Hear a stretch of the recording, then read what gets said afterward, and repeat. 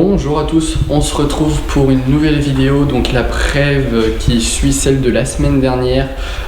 Au passage, merci pour tous les commentaires, ça fait super plaisir. Et puis n'hésitez pas aussi à mettre les points d'amélioration qu'il y a. Je vais pas le prendre mal du tout, au contraire, ça va permettre de m'améliorer et puis de vous faire un meilleur contenu. Donc là, même concept que la semaine dernière, on va partir faire un tour de l'atelier, puis je vais vous présenter les différents véhicules et puis les différentes interventions qu'on a eues cette semaine. Allez, c'est parti. Alors on revient sur la 91 Turbo S de la semaine dernière pour ceux qui ont vu la vidéo, sur laquelle Emeric avait une révision puis une dépose pare-brise. Donc on va lui demander comment ça s'est passé. Plutôt pas mal, avec quelques petites surprises. On avait donc une sonde au niveau du turbo qui a été remise, où le filetage n'était pas vraiment terrible. Donc on a tout repris, un coup de tarot, un coup de filière. Tout est en ordre. Ensuite c'est pareil au niveau des bobines, c'était un peu mal placé, tous les passages de câbles, etc. On a tout revu, on a tout rechecké. On avait un souci au niveau de la boîte de vitesse, le carter fuyait. D'accord. On a tout démonté et donc resserrage au couple avec la procédure de purge, etc. Parce que ça reste une boîte, on va dire automatique, séquentielle, mais elle est manuelle. Donc procédure à faire dessus. Ton pare-brise, comment ça s'est passé? Voilà, pour le pare-brise plutôt pas mal. Après on a fait pas mal de démontage. On a démonté tout ce qui était garniture, etc. Là je viens de remonter, donc on procède au nettoyage. Et puis on attend la colle. On a posé le primaire, on posera la colle. Et ensuite après on va prendre le pare-brise et le reposer directement. Donc là, il y a toute une manipulation à faire et une préparation forcément. Ouais, manipulation avec des pincettes. Bon alors, qu'est-ce que tu fais là, Gino? C'est bien... Excuse-moi si je me trompe pas, c'est bien le tuyau de la 91 Turbo, ça? Ça, c'est les retours d'huile de la 991 Turbo, là, sur lequel eh bien, on est en train de remplacer les turbos.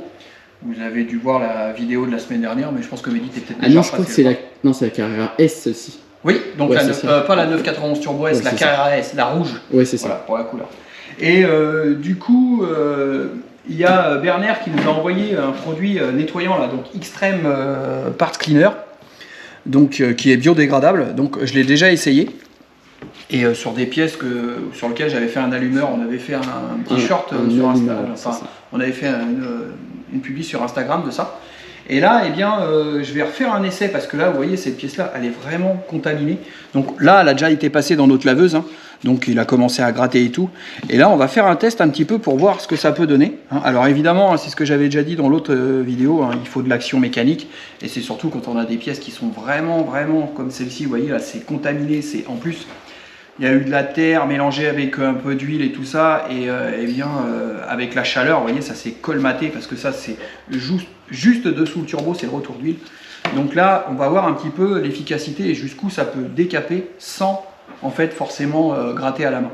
Donc là, ce que je vais faire, c'est qu'on va le laisser et hop, on l'immerge. On va le laisser tremper. Et nous, pendant ce temps-là, eh bien, on va aller manger. Donc on va laisser ça.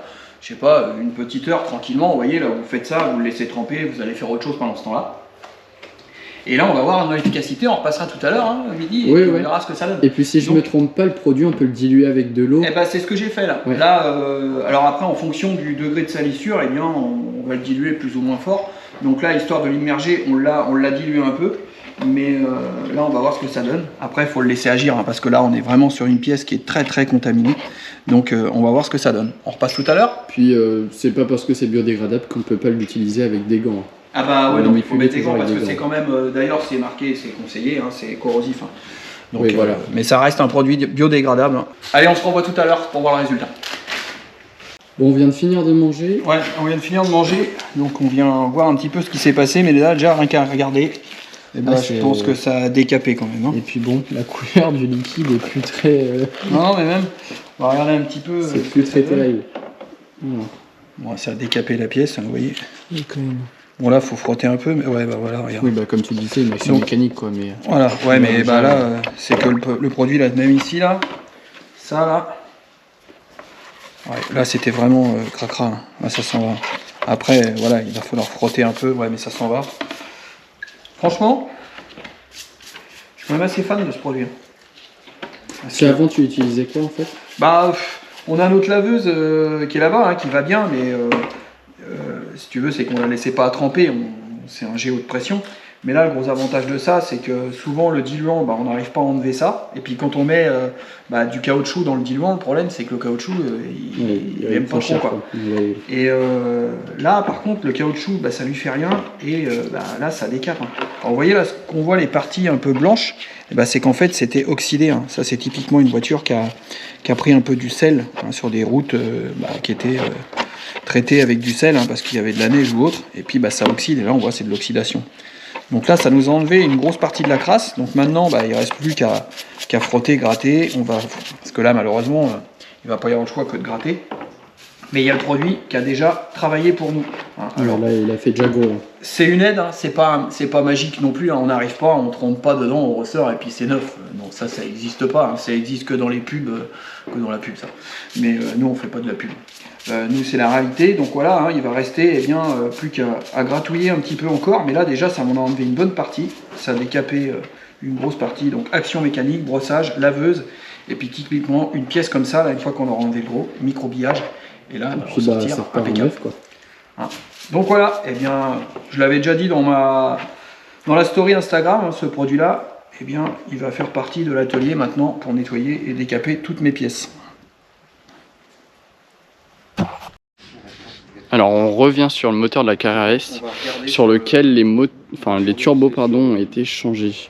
Donc on va lui poser la question comment ça s'est passé parce que c'est quand même pas facile d'accès hein, comme vous pouvez voir. Donc là, on a dû tout démonter, hein, sortir de la caisse directement parce que les tuyaux en fait ils étaient coincés, on n'avait pas accès à ceux-là là, qui montent jusqu'à ici, donc compliqué d'accès parce qu'on ne pouvait pas passer la main, rien, tout était bloqué, donc obligé de déposer le moteur. De toute façon ça vous l'avez vu la semaine dernière normalement si vous avez vu la vidéo.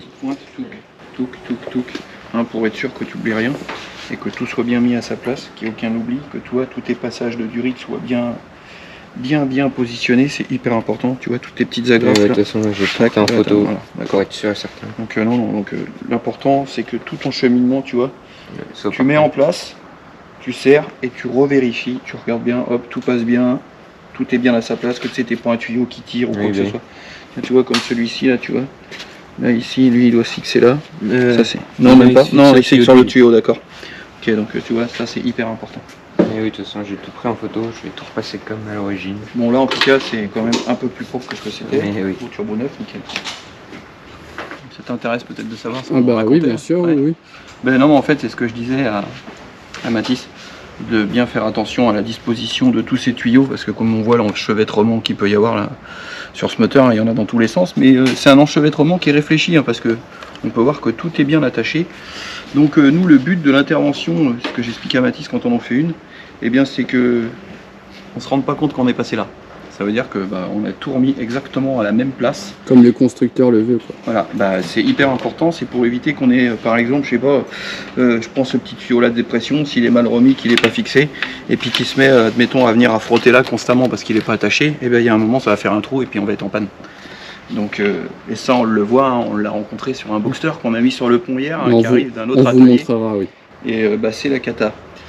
Donc voilà, j'étais là à contrôler quand même un petit peu pour voir et à donner 2-3 petites informations. Donc voilà, ce que je te dis, hop, petit coup de crayon sur toutes les petites vis quand tu as serré tout, et puis comme ça tu es sûr de rien oublier. Et quand tu as fait un poste, comme là, tu check, tu mets en place, j'ai serré, tu refais ton cheminement, tu regardes.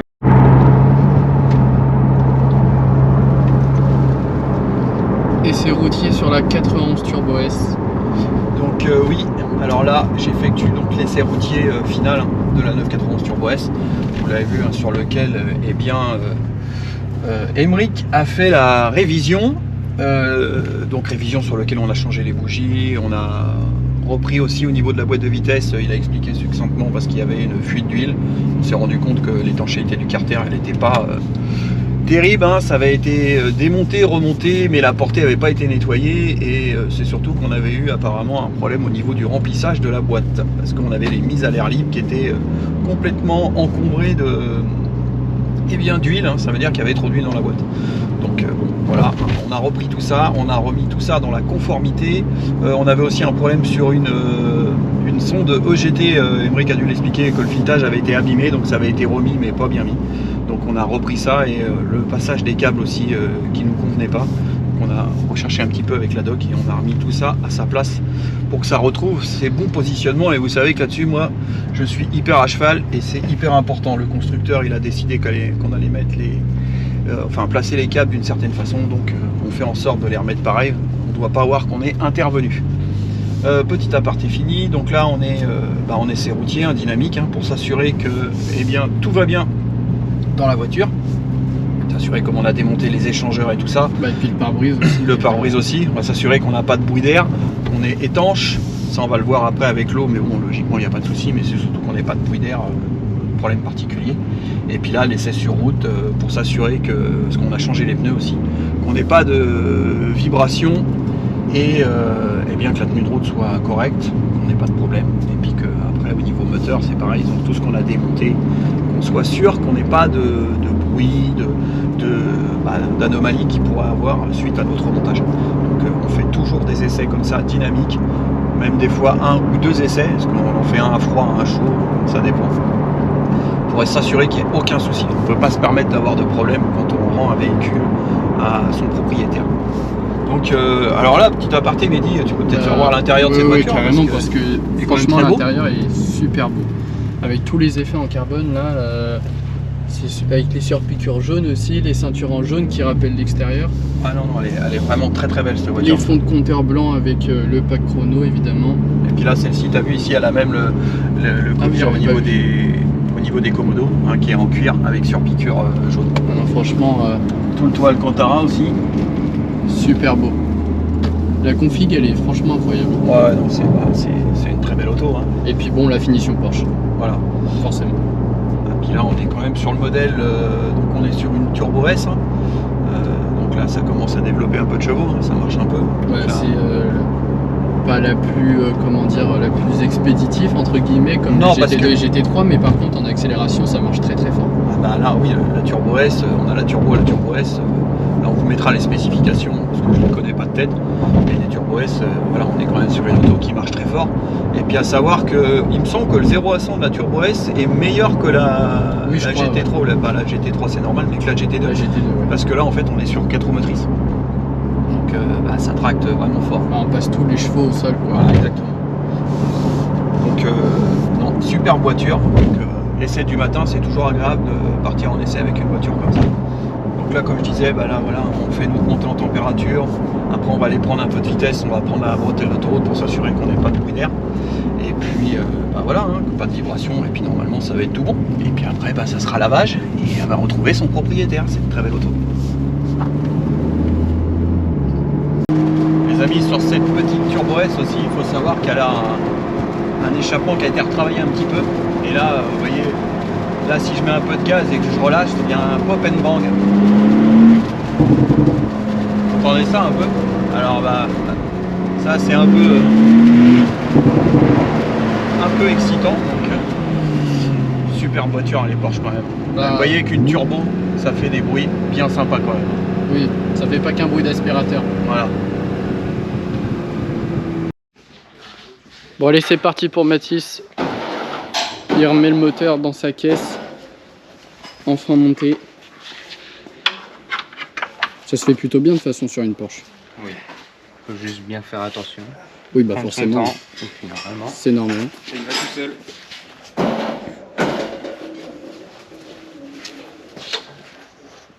Donc là en fait il te reste quoi là? Là, juste remonter le moteur, Ouais, après remettre en huile, remettre le liquide de refroidissement, ouais. refaire le plein de la clim, refaire tous les contrôles, remonter toute la face arrière, et voilà. Ouais. Donc normalement ce soir on va être plutôt proche du démarrage. Ouais, ce soir? Ok.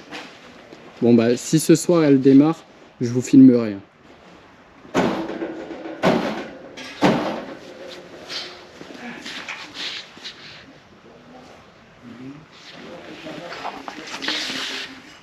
Nickel. Et là t'as une durite à brancher là. Oui. Là t'as une durite là. Ici. Bon bah là, t'as vu? Bah ça y est, le moteur est remonté là. Ah bah il est remis à sa place, mais Oui, il il peut reste remonter, encore mais- tout un tas de petits éléments à remettre. Mais là, je viens de checker pour voir si tout suit bien son cours. Mais bon bah voilà, hein. J'ai pas de doute sur ce que fait Matisse, mais je surveille quand même, c'est mon rôle. Et tiens, pour petit exemple, ce qu'on a nettoyé avec les petits produits Berner, et ben, Ah c'est ben ça, oui. là. C'est ça ici là, qu'on a remonté. Alors là évidemment, ils sont passés au produit et puis on les a passés à la laveuse et puis Matisse les a passés à la microbilleuse, hein, parce que bah, voilà, c'était tellement, voilà, on pouvait pas les remettre comme ça. Donc là, on a des beaux petits turbos neufs. Hein, vous voyez, bah là, tout est propre. Je sais pas si on avait fait voir avant comment c'était au niveau saleté, mais là. Si, dans la vidéo de la semaine dernière. Ouais, d'accord. Bon bah là, vous voyez, hein, c'est propre. Donc là, Mathis, t'as serré tes supports en dessous au bout là. Ouais. Là, il te reste ceux-là. Ouais, mais bah, tous mes supports à serrer à. Voilà, puis après on va. Donc là, eh bien, on se prépare au premier démarrage. Hein. Donc Mathis, il a tout remis en place. On n'a pas remis la partie arrière tout simplement parce que eh bien, ça nous permet d'aller contrôler justement si on n'a pas de souci, une fuite ou on aurait fait un oubli. Hein. C'est pour ça qu'on laisse démonter, justement pour s'assurer qu'on n'a pas de problème. Donc là, on va déjà faire un premier démarrage pour voir si ça démarre et si tout se passe bien. Puis après, on fera notre procédure de purge de liquide de refroidissement. Donc là, vas-y Mathis, c'est bon, tu peux y aller. Il va falloir que ça se ramorce un peu en essence.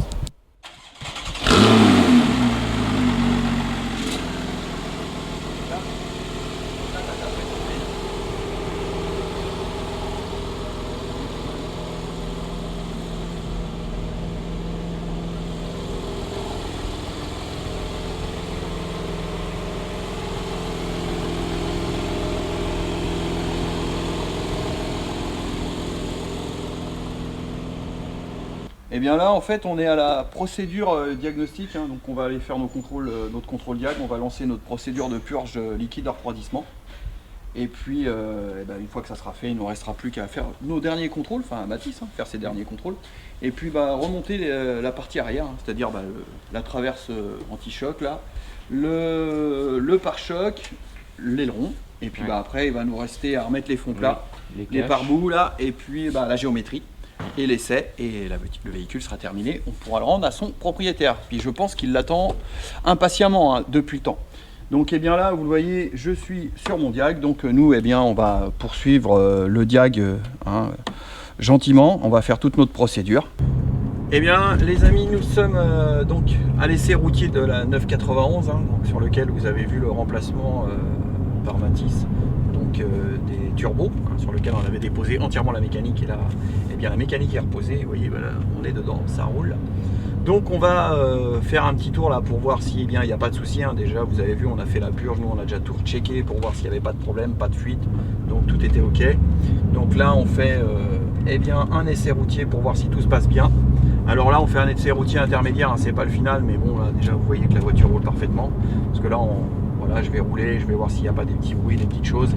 Et puis après, on va revenir à l'atelier, on va remettre sur le pont, on va rechecker et on va faire la géométrie des trains roulants. Du fait qu'on a déposé la mécanique et on a démonté une partie d'une mitrain arrière, hein, parce qu'on est obligé d'enlever la traverse inférieure. Donc on fait bouger un peu les trains et il faut reprendre donc, la géométrie pour s'assurer que le véhicule soit conforme hein, comme il était en rentrant à l'atelier. Donc eh bien écoutez, j'espère que cette petite brève d'atelier de Mehdi hein, qui tient la caméra juste derrière moi vous aura plu. Et maintenant vous avez compris, hein, il va en faire régulièrement, hein, c'est ce qui va faire qu'on va avoir un peu plus de contenu et il y aura plus de suivi. Et moi évidemment je vais revenir avec mes vidéos techniques, hein, donc les premières vont parler du moteur de la RS4 et du moteur de la TVR que je vais attaquer le remontage. Eh bien écoutez, sur ce, je vais vous laisser, je vais vous souhaiter à tous un excellent week-end et je vous dis à bientôt, tchuss!